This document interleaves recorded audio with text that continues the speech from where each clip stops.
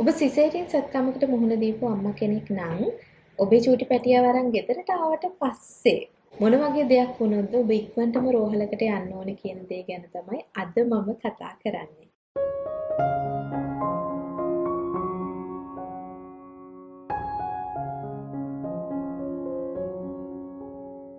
C-section එකක් කරාට පස්සේ ඔබේ තුවාලේ කැපුමේ වේදනාව ටිකක් දැනෙන එක හරිම සාමාන්‍ය දෙයක්.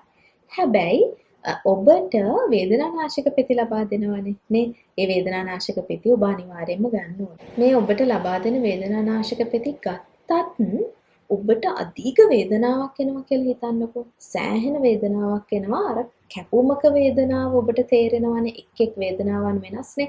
නමුත් අර පිහියකින් කැපුවා වගේ තියෙන වේදනාව ඔබට දරා ගන්න බැරි තරමට එනවනම් ඔබ ඔබේ ප්‍රසවහන ආයුර්වේදී වෛද්‍යවරයාගෙන් ඒ ගැන අහන්න ඕනේ. එහෙම නැත්නම් ළඟම තියෙන රෝහලට යන්න ඔබට වේදනාව දරා ගන්න බැරි නම්. ඒ වගේම තමයි ඔබ මුත්‍රා පිට කරනකොට ඔබට දරා ගන්න බැරි වේදනාවක් දැනෙනවා කියලා හිතන්න, මුත්‍රා දැවිල්ලක් දැනෙනවා කියලා හිතන්න. සාමාන්‍යයෙන් මුත්‍රා බටයක් දානවනේ අපිට C-section එකක් කරනකොට අනිවාර්යෙන් මුත්‍රා බටයක් දානවා. එතකොට මුත්‍රා බටය ගැලෙව්වට පස්සේ ටිකක් විතර වේදනාවක් දැනෙනවා. ඒක හරිම සාමාන්‍ය දෙයක්. මුත්‍රා පිට කරනකොට පිට කරන්නේ නැති වෙලාවට උනත් චුට්ටක් රිදෙනවා. නමුත් අර මුත්‍රා පිට කරන්නේ හරිම අමාරුයි. මුත්‍රා පිට කරනකොට සෑහෙන වේදනාවක් දැනෙනවා කියලා ඔබට හිතෙනවා නම් එතකොට ඔබ අනිවාර්යෙන්ම ළඟම තියෙන රෝහලකට යන්න ඕනේ. එහෙම නැත්නම් ඔබේ ප්‍රසවහන ආයුර්වේදී වෛද්‍යවරයාට ඒ ගැන දැනුම් දෙන්න ඕනේ. මොකද ඒක මුත්‍රා ආසාදනයක් වෙන්න පුළුවන්. ඒ වගේම තමයි ඔබේ කකුල් දෙක රිදෙනවා කියලා හිතන්න. විශේෂයෙන්ම ඔබේ බත් කෙන්ඩ හරිය රිදෙනවා කියලා හිතන්නකෝ. බත් කෙන්ඩ එහෙම නැත්නම් රතු පාට වෙලා අල්ලනකොට රිදෙනවා. එහෙම ඇල්ලුවත් රිදෙනවා. එහෙමනම් කිසිම මොහොතක හිතන්න එපා මොකක් හරි බාම් එකක් ගෑවම මේ රිදිල්ල අඩු වෙලා යයි කියලා. හිත කල්පනා කර ඉන්න එපා. වහාම ළඟම තියෙන රෝහලට යන්න. ඒ වගේම තමයි C-section එකක් කළත් normal delivery එකක් වුණත් ඔබට bleed වෙනවා. සාමාන්‍ය periods වගේ periods වලට වඩා වැඩිපුර blood ප්‍රමාණයක් ඔබට පිට වෙනවා. මේක සාමාන්‍ය සති 6ක් විතර වගේ ගිහිල්ලා චුට්ට අඩු වෙලා යනවා. හැබැයි ඔබට තේරෙනවා නම් පැයක් වගේ ඇතුළත ඔබට පෑඩ් දෙකක් මාරු කරන්න වෙනවා කියලා. ඒ කියන්නේ පෑඩ් එක හොඳටම පිරීලා. හොඳටම තෙත් වෙලා ඔබට පෑඩ් එක මාරු කරන්න වෙනවා. එහෙම නැත්තම් ලොකු කැටිති පිට වෙනවා කියලා හිතන්නකෝ. ඔබේ යෝනි මාර්ගයෙන් පිට වෙන්නට බැරි තරම් විශාල කැටිති එළියට එනවා කියලා හිතන්න. අනේ ඒ අවස්ථාවේදීත් ඔබ අනිවාර්යෙන්ම ඒ ගැන සැලකිලිමත් වෙන්න වෙනවා.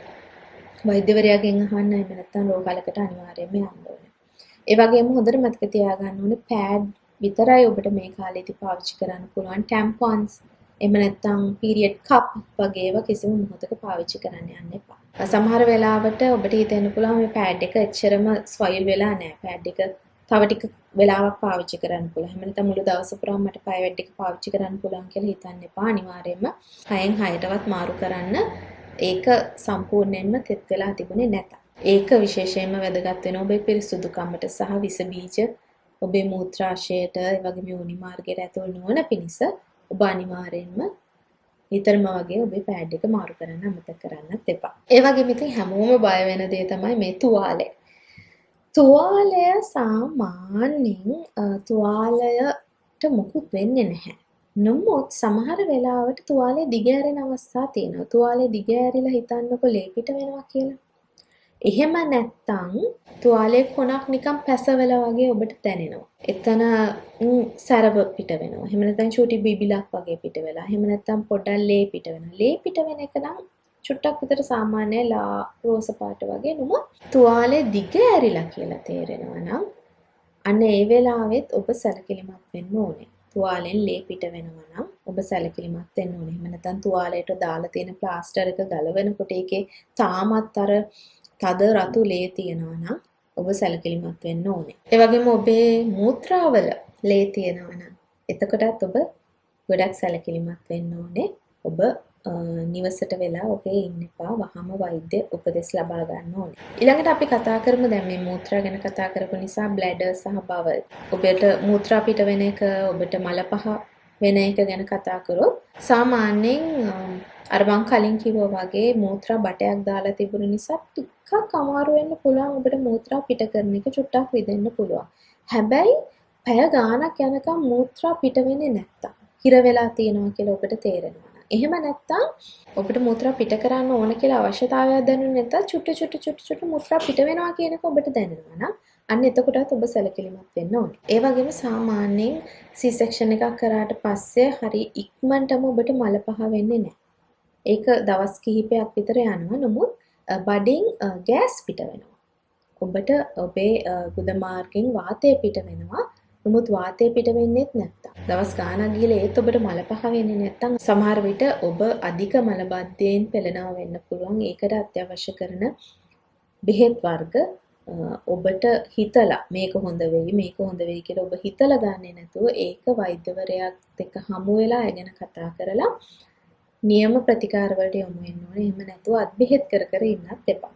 ඒ වගේම ඉතින් මේ කාලේදී හොඳට මතක තියාගන්න ඕන දෙයක් තමයි හොඳට වතුර බොන. වතුර බොන එක හරිම වැදගත්.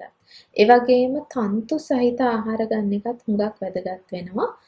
මොකද ඔබේ ශරීරය සුවපත් වෙන්න ඕනේ. ඔබේ ශරීරයේ කිසිම අර මලබද්ධයක් නැතුව මල පහවීමක් සිද්ධ වෙන්න ඕනේ. මේ දේවල් වෙන්න නම් ඔබ අනිවාර්යෙන් හොඳට වතුර බොන එක ඒ වගේම එළවලු පළතුරු කන එක හුඟක් වැදගත් වෙනවා. ඊළඟට මම අර කලින් කිව්වා වගේ ඔබේ කකුල් දෙක රිදෙනවා නම් එක කකුලක් හරි රිදෙනවා නම් අල්ලනකොට රිදෙනවා. කකුල රතු වෙලා ඔබට හුස්ම ගන්න අපහසුතාවයක් තියෙනවා. මේ වගේ දේවල් තියෙනවා නම් ඇම්බියුලන්ස් එකක් ගෙන්නගෙන තමයි ඔබ යන්න ඕනේ.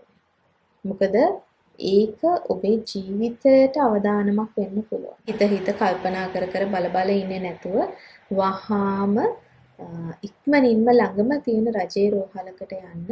එතකොට ඕන් ඔබට අත්‍යවශ්‍ය කරන ප්‍රතිකාර ලබා දෙනවා. එහෙම නැතුව හිත කල්පනා කර ඉන්න එපා. මොකද කකුල් රිදෙනවා කියලා කියන්නේ එච්චරම හොඳ ලක්ෂණයක් නෙමෙයි. ඊළඟට ඔබ හොස්පිටල් එකේ ඉඳලා ගෙදර ආවට පස්සේ ඔබට උණ ගැනුණා. සෙල්සියස් අංශක 38ක් එහෙම නැත්නම් ෆැරන්හයිට් 100.4කට වගේ ඔබට උණ ගැනුණොත් ඒ වගේම ඔබ වෙවුලනවා නම් උණයි වේවිලිල්ලයි තියෙනවා. ඒ වගේම තමයි ඔබේ වැජයිනා එකෙන් ඩිස්චාර්ජ් වෙන දේවල් පිට වෙන ලේ හොඳටම ගඳයි නම් ගොඩාක් ගඳයි නම් යූරින් යන්නේ නැහැ. යූරින් පාස් වෙන්නේ නැහැ. කොච්චර ඔයා බ්ලැඩර් එක හිස් කරන්න හැදුවත් යූරින් පිට වෙන්නේ නැහැ. කැපුමෙන් කහ පාට දියරයක්, කිරි පාට දියරයක් වගේ පිට වෙනවා නම් ඒ කියන්නේ ඔබට කිසියම් ආසාදනයක් ඇති වෙලා කියන එක තමයි.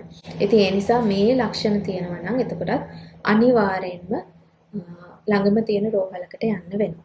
ඉතින් මේ කාරණා ගැන හොඳට මතක තියාගන්න. මේවා අත්‍යවශ්‍යයෙන්ම දැනගන්න ඕන කාරණා. මම අර කලින් වීඩියෝ එකක් කිව්වා වගේ ලංකාවේ ගොඩක් වෙලාවට අපිට වෛද්‍යවරුන්ගෙන් මේ සෞඛ්‍ය සේවයෙන් උපදෙස් ලැබෙනවා හරි අඩුයි. අපිට සමහර වෙලාවට උපදෙස් දෙන්න ඒගොල්ලන්ට වෙලාවක් නැහැ. නමුත් මේ දේවල් හරි වැදගත්.